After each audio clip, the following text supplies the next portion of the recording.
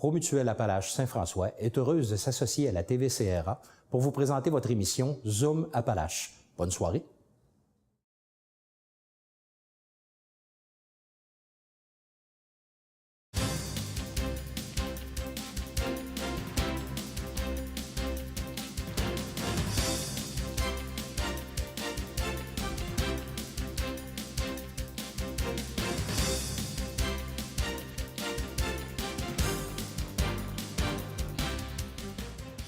À tous, bienvenue ce matin à l'École Tournesol pour ce projet qu'est le Grand Défi des Jardins. Pourquoi l'École Tournesol? M. Drouin nous en a parlé un peu. C'est que cette école participe au Défi des cubes énergie depuis 2010 et qu'en 2015, et j'ai appris tantôt que 2 fois ils ont été champions, en 2015, elle avait de nouveau ramassé plus de 400 cubes d'énergie. Bravo les jeunes, vous êtes déjà des modèles pour nous autres. Bravo.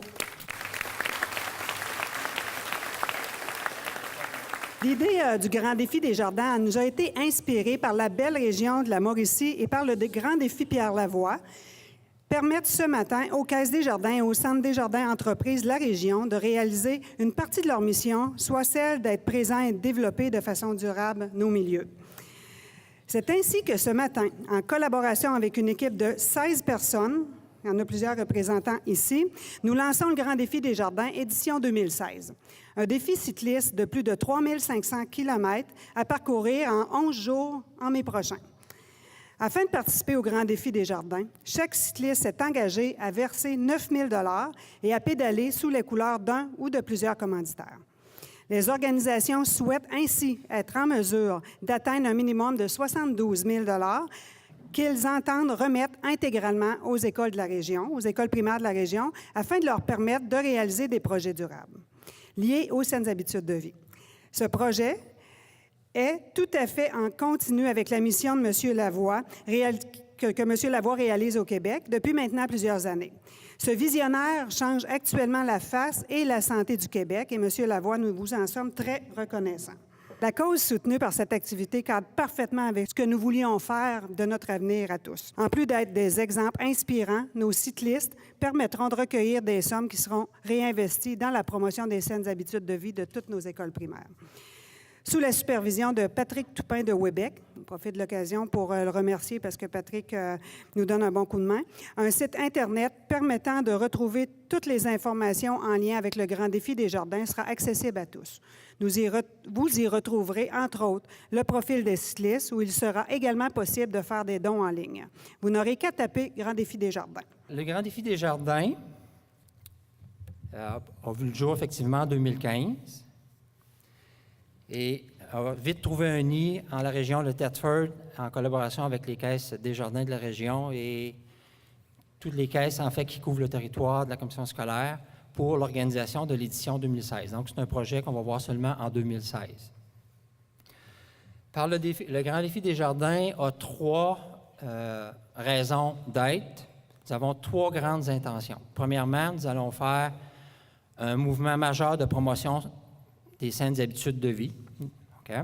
Deuxièmement, c'est une levée de fonds pour nos écoles primaires, parce qu'on sait que les écoles primaires ont besoin de sous pour aller de l'avant dans leurs projets sur les saines habitudes de vie.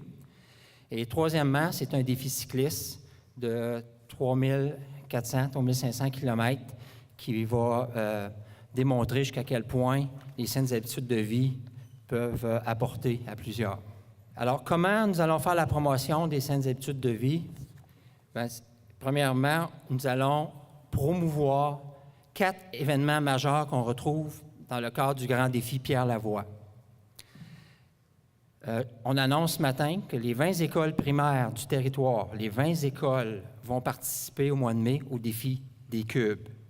Maintenant, avant, ça s'appelait le concours Lève-toi et bouge. Maintenant, c'est le Défi des cubes énergie. Alors, les 20 écoles. Je ne pense pas qu'on ait vu ça souvent, que toutes les écoles d'une commission scolaire soient en action pour un projet comme ça. D'ailleurs, ce matin, je souligne la présence des élèves qui portent des chandails différents pour représenter le maximum des écoles primaires. Chaque école primaire a une couleur dans la région parce qu'on a des programmes d'inter-école qui sont en lien avec les saines habitudes de vie. Alors, chaque couleur représente une école différente.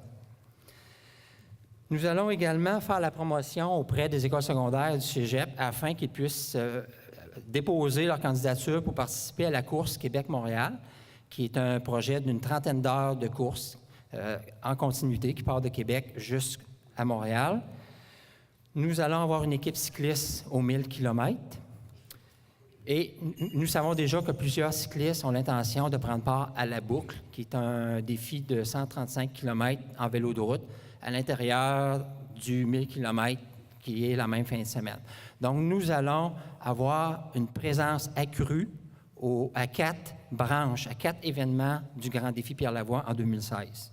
Le deuxième point important qu'on mène, notre deuxième intention, à l'effet de récolter un minimum de 72 000 $ pour nos écoles primaires, eh bien, nos cyclistes sont engagés intensivement dans cette récolte-là. Nos chauffeurs également. L'équipe des jardins est largement impliquée dans cette collecte de fonds-là. C'est un projet qui coûte environ 120 000 $ avec toutes les dépenses et tout ce qu'il y a autour. Et on vise vraiment d'offrir un minimum de 72 000 $ aux écoles. Maintenant, qu'est-ce que les écoles vont faire pour avoir droit à un partage? Alors, comme j'ai dit tantôt, ils vont participer au Cube Énergie. Ils vont avoir comme objectif minimal un cube de bronze et dans le cadre des règles du Grand Défi Pierre-Lavoie, les écoles vont devoir déposer leur projet auprès du Grand Défi, projet qui est en lien avec les saines habitudes de vie et après ça, les allocations vont être allouées aux différentes écoles primaires. Les écoles secondaires qui vont participer à la course Québec-Montréal, alors le Grand Défi des Jardins va couvrir les frais d'inscription pour l'événement. Et maintenant, pour ce qui est du défi cycliste, eh bien, tantôt, Pierre en a parlé un petit peu. Nous sommes 13 cyclistes. Nous avons 3 chauffeurs. Donc, il va y avoir 4 équipes sur la route. 3 équipes, de 4 cyclistes. Il va y avoir une équipe de 5 cyclistes. 3 VR. Alors, on se déplace en partant de Key West, Floride. On va partir de la Floride le 27 mai au matin à 7 heures. Et on va venir vous rejoindre à Thetford Mines le 6 juin au matin à 11 heures à l'aréna de Thetford. Alors, on espère vous voir en grand nombre là. Puis, pour vous donner une idée de grandeur, 3500 km, partir d'ici, aller à Montréal et revenir, ça fait 500 km. Okay? C'est comme si on faisait ça 7 fois. Okay? Pour vous donner une idée.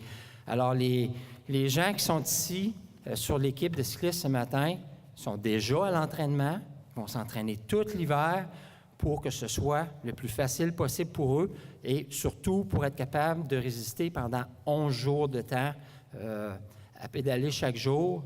Ça demande une certaine endurance, une certaine résistance, ça demande une bonne préparation. Fait que ces gens-là vont s'entraîner tout l'hiver pour vous, les élèves de la commission scolaire des Appalaches. Pour poursuivre, j'aimerais donner la parole à quelqu'un d'exceptionnel, un athlète d'endurance hors pair, un homme qui, à plusieurs reprises, a démontré son courage autant dans ses exploits sportifs que dans sa vie personnelle. Aujourd'hui, tout le Québec est derrière lui pour la promotion des saines habitudes de vie. Puis je vous dirais que le territoire s'agrandit. On dit Québec pour ne pas dire Canada, puis même international. Je ne ferai pas la liste de tous ses exploits sportifs parce qu'on va être ici probablement encore à 4 heures après-midi, mais je tiens quand même à souligner son dernier exploit qu'il a fait en la traversée du lac Saint-Jean.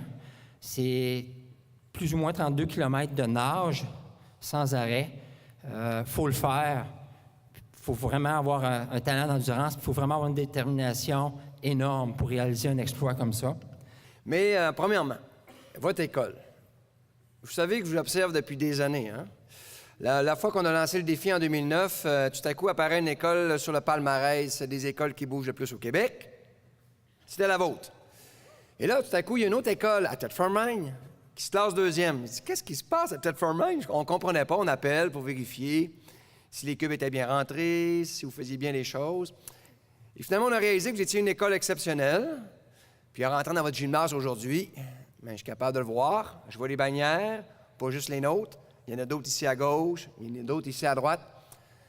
Je pense que le parrainage, donc les équipes de cyclistes qui vont pédaler le 1000 et les boucleurs qui feront Key West jusqu'à ici, bien, je pense qu'ils ont choisi une bonne école. Ils ont surtout choisi une école avec une couleur, hein? La couleur de la santé, la couleur des saines habitudes de vie. Et ça, on le doit à vos enseignants.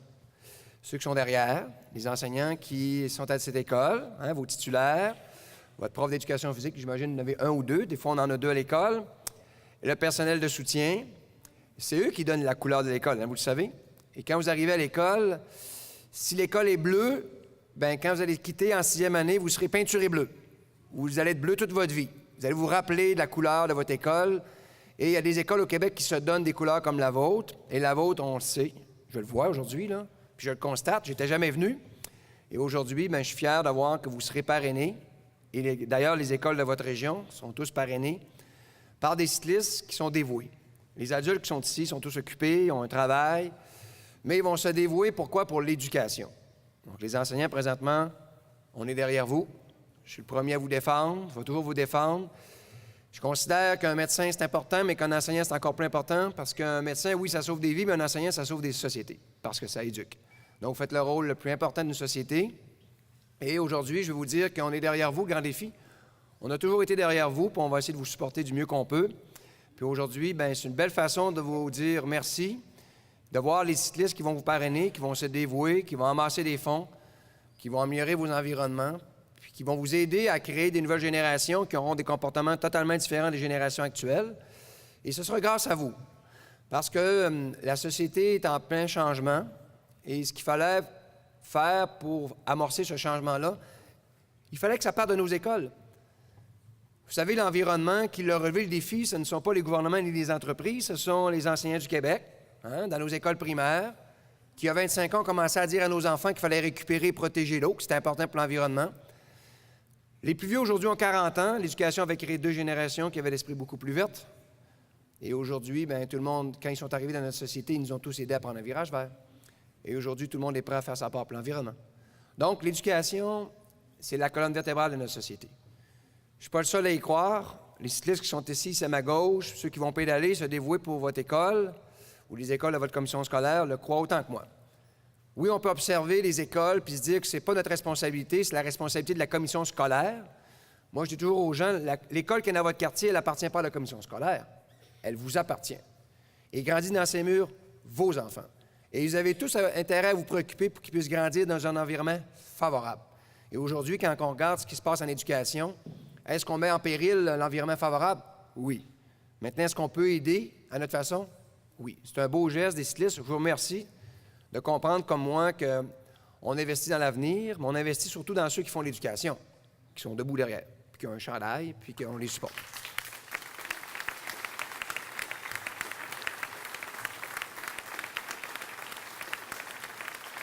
Maintenant, les partenaires Desjardins ont toujours été. C'est une coopérative. Hein? C'est autrement dit la coopération. Vous savez, c'est quoi? Ça veut dire on s'entraide. C'est ça le mouvement Desjardins. Puis Desjardins, on a la chance qu'il y a une caisse dans tous les villages, ou presque. Et ils sont collectés avec le milieu. Donc, merci de faire ce défi pour nos jeunes, pour le futur du Québec. Vous répondez toujours présent, puis on en est très fiers. D'ailleurs, maintenant, Desjardins, commanditaire majeur du 1000 km.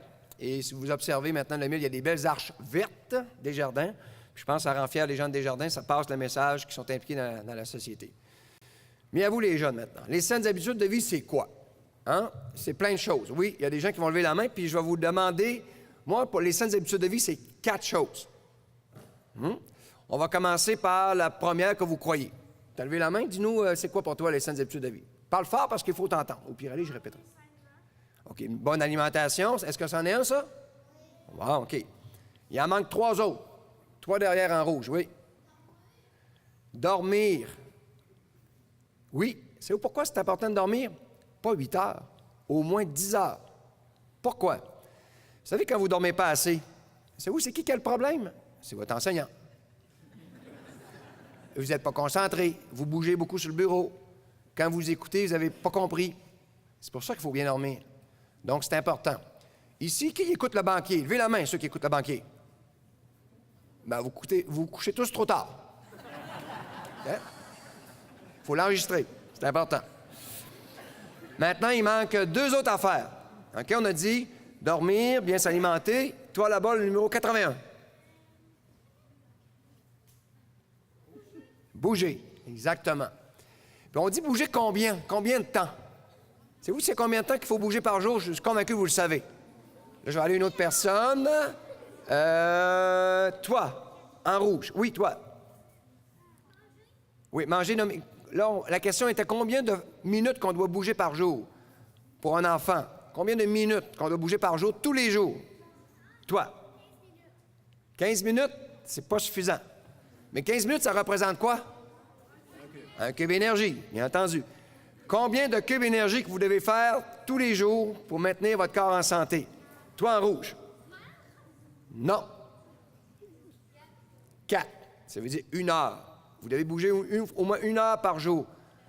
Donc, quand vous marchez pour venir à l'école et vous revenez à la maison, déjà marcher pour venir à l'école, ça compte. Donc, habituez-vous à vous déplacer à pied, ça va vous faire des cubes. Donc, 1 heure par jour. Donc, bouger, bien s'alimenter, dormir. Il en manque une qui est importante pour maintenir votre corps en santé. Toi derrière, oui. Comment? Manger, on le dit, bien s'alimenter. Vous allez voir, il est dur à trouver celui-là, mais il est tellement important. Toi devant. Boire quoi? Boire de l'eau. Effectivement. On ne boit pas assez d'eau. Vous buvez trop de jus. Il y a des études qui nous démontrent que vous buvez trop de jus. Tu sais, les petits jus sucrés, on les aime. Mais finalement, on s'est rendu compte qu'il y avait beaucoup, beaucoup de sucre, plus qu'on croyait. Et maintenant, on réalise qu'on ne boit pas assez d'eau. Donc, habituez-vous à boire de l'eau, bien dormir, bien s'alimenter, manger des fruits et des légumes et, bien entendu, bouger. Donc, vos enseignants le savent, votre école le sait. Maintenant, il y a plein de gens qui vont vous supporter là-dedans. Et plus tard, quand vous serez au secondaire, vous allez pouvoir venir avec moi faire la course Québec-Montréal, courir 270 km en une journée. C'est hot, hein? Vous faites ça, vous êtes 40 élèves, vous courez 1 km à la fois. Et vous reliez jour et nuit sans arrêt. On court même la nuit avec des lumières. Mais je fais une invitation aujourd'hui. En attendant que vous soyez grand, j'ai une invitation pour vous. Retenez la date. Le 14 mai. C'est un samedi soir. Je pense bien, non? C'est peut-être le 13. Le 14 mai, c'est un samedi. Samedi soir à Québec, à 10 h le soir. Ce sera la course de nuit. La course de nuit, c'est quoi? C'est un 5 km non chronométré, il n'y a pas de chronomètre. On peut le marcher ou on peut le courir, ou marcher et courir comme vous voulez, avec vos parents. C'est gratuit pour les enfants, 12 ans et moins. Et on décore le parcours.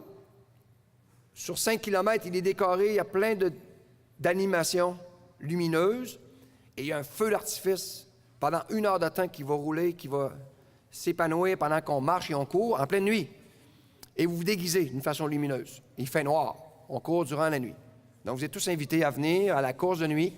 D'ailleurs, j'invite votre commission scolaire et toutes les écoles de votre région à venir faire. L'an passé, il y a eu 8500 coureurs.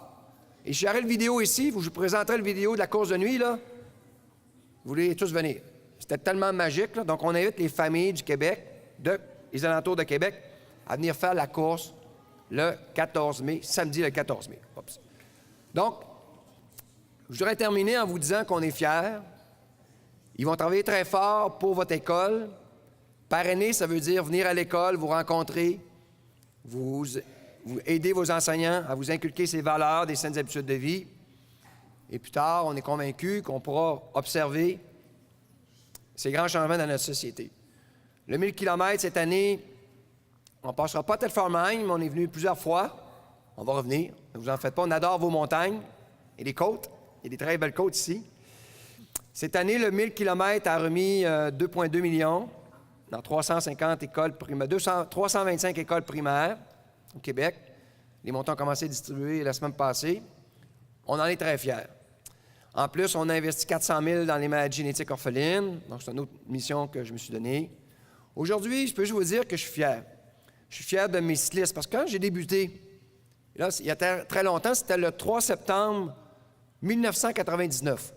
Pourquoi ce jour-là est important? C'est que mon fils Raphaël avait à l'époque 1 an et il était atteint d'une maladie qu'on appelait acidose lactique. Malheureusement, c'était une maladie mortelle. Et elle allait probablement mourir, Raphaël, de sa maladie. Mais on ne le savait pas, qu'elle allait peut-être mourir. Mais on espérait que non. Sa sœur, Laurie, venait tout juste de décéder, 1 an avant. Elle avait 4 ans quand elle est décédée de la même maladie. Donc moi, je voulais être un médecin, mais je n'étais pas un médecin. Et j'aurais voulu être un homme d'affaires pour ramasser des fonds, mais je n'étais pas un homme d'affaires. J'étais un mécanicien dans la vie. Mais j'avais un outil sur mes mains, extraordinaire, qui était mon vélo. Et j'ai réalisé qu'avec mon vélo, peut-être que je pourrais faire une randonnée autour de ma région pour sensibiliser les gens, pour essayer de ramasser des fonds. Donc, ce jour-là, quand je suis parti, et j'aurai la photo ici, on voit Raphaël qui est dans mes bras et mon épouse Lynn qui est à mes côtés. Et on regarde derrière moi, il n'y a personne. On était tout seuls au début. Il n'y avait personne. On commençait, c'était le début. Et ce qu'on voulait, c'est faire avancer la recherche, ramasser des fonds, intéresser des chercheurs, découvrir le gène, trouver une pilule pour guérir nos enfants. C'était la vision que j'avais. C'est ce que je voulais faire. Et finalement, Raphaël, malheureusement, décédera durant l'hiver. 6 mois plus tard, il est décédé à Sainte-Justine de sa maladie. Et là, j'avais plus le goût d'embarquer sur mon vélo. J'avais fait le tour de ma région, on avait réussi à parler aux gens, les gens voulaient nous aider. Mais sauf quand mon fils est décédé, j'ai été un petit peu découragé.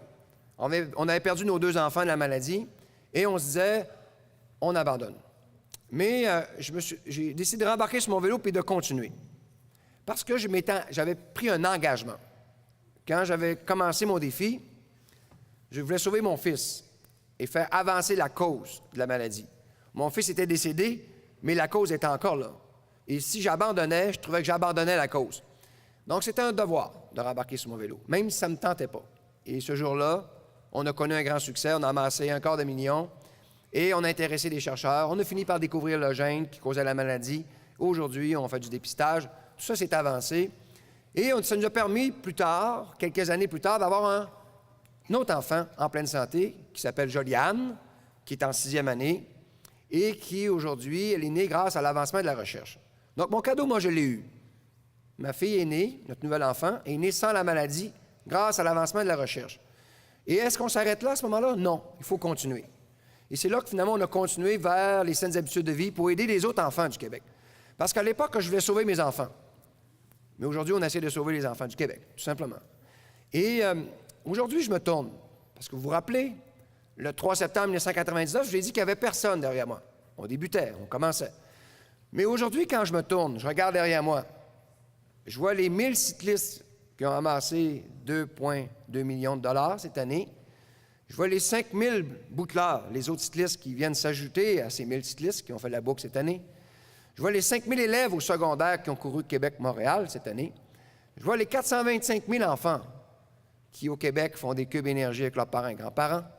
Je vois derrière eux maintenant également 8 600 médecins de famille qui prescrivent maintenant de l'activité physique à leurs patients. Donc, c'est la preuve que dans la vie, on peut tout réussir. Et quand j'ai traversé le lac Saint-Jean aujourd'hui, c'est un rêve que j'avais depuis l'âge de 12 ans, depuis mon secondaire 1. Je rêvais de traverser le lac. Et finalement, je l'ai fait plusieurs années plus tard, et j'en suis très fier. Donc, tout est possible dans la vie. Mais il faut juste y croire. Puis j'aimerais vous laisser avec l'allégorie des grenouilles. Est-ce que vous connaissez l'allégorie des grenouilles? Je vais vous la raconter. C'est une compétition de grenouilles qui s'était organisée, et le but, c'était d'escalader une tour. Bien entendu, personne ne croyait que les grenouilles pouvaient grimper dans les tours. Donc, tout le monde s'était rassemblé pour voir la compétition et voir les grenouilles essayer d'escalader la tour. Effectivement, le départ se donne et les grenouilles essayaient désespérément de grimper la tour et les grenouilles tombaient l'une après l'autre, essayaient, tombaient de nouveau. Finalement, quelques-unes se décourageaient, la compétition continue, mais là, à la fin, toutes les grenouilles étaient découragées, étaient incapables de monter la tour. Et à la fin, toutes les grenouilles avaient abandonné, sauf une qui, elle, persévérait et se réessayait, et continuait et se réessayait. Et finalement, elle finit par atteindre le sommet. Elle réussit. Et là, tout le monde s'approche quand elle redescend pour lui demander comment est-ce qu'elle avait réussi son exploit. Ils se sont rendus compte qu'elle était sourde. Elle n'entendait pas le message négatif des gens autour qui lui disaient que c'était impossible. Dans la vie, parfois, il y a des gens autour de vous où on vous dit que ce n'est pas possible ce que tu veux atteindre. Il faut se boucher les oreilles et foncer. Parce que tout est possible dans la vie. Mais laissez-vous pas décourager par les gens autour de vous qui vous diront que ce n'est pas possible. Là-dessus, j'étais très fier d'être ici aujourd'hui. Puis, on est derrière vous. On va continuer à vous observer comme une des meilleures écoles du Québec. Sur les 1400 25 écoles l'an passé qui se sont inscrites. Vous êtes toujours dans les premières depuis les tout débuts. Félicitations aux élèves. Remerciez vos parents et grands-parents qui vous appuient. Puis remerciez surtout vos enseignants qui vous supportent depuis les tout débuts. Merci beaucoup. Merci d'être là. Merci de prendre le temps d'écouter un beau projet comme celui-là. Encore une fois, je représente Desjardins, mais encore une fois, Desjardins, on s'associe à un événement comme celui-là. Un événement majeur, un événement qui encourage la promotion de la santé et les saines habitudes de vie. Actuellement, on entend beaucoup l'actualité au niveau de la santé. On questionne le réseau de la santé. Mais à quelque part, on se rend compte que c'est peut-être de questionner, de reprendre ça à l'envers, puis de reprendre ça à l'endroit, autrement dit. Dans le sens que la vraie solution, c'est nous autres qui l'avons ici ce matin. La vraie solution, c'est de gérer la santé plutôt que soigner les maladies. Et Desjardins, on est très heureux de ça, de s'associer à une cause comme celle-là. Je me permets, au nom de Desjardins, de vous parler un petit peu de l'actualité. On fait souvent référence, on entend de plus en plus des choses en disant, bien, Desjardins, vous êtes rendu comme une banque. Quand on voit des situations, des projets dans lesquels Desjardins adhère, comme aujourd'hui, Pierre en a fait mention tout à l'heure, je pense qu'on est en mesure, je suis convaincu qu'on est en mesure de vous démontrer le partenariat qu'on est en mesure de faire avec les gens du milieu à des projets comme ceux-là qui nous tiennent à cœur. C'est ça la différence des Desjardins. Et pour moi, c'est important de le souligner parce que trop souvent, on ignore ces choses-là. Pour nous, c'est important d'inculquer des bonnes habitudes de vie dès le jeune âge. Je tiens à féliciter les organisateurs du Grand Défi pour leur initiative et leur engagement au Grand Défi Pierre Lavoie. Je salue d'ailleurs les ambassadeurs de l'activité physique des saines habitudes de vie. Vous êtes des exemples pour notre jeunesse, je suis convaincu.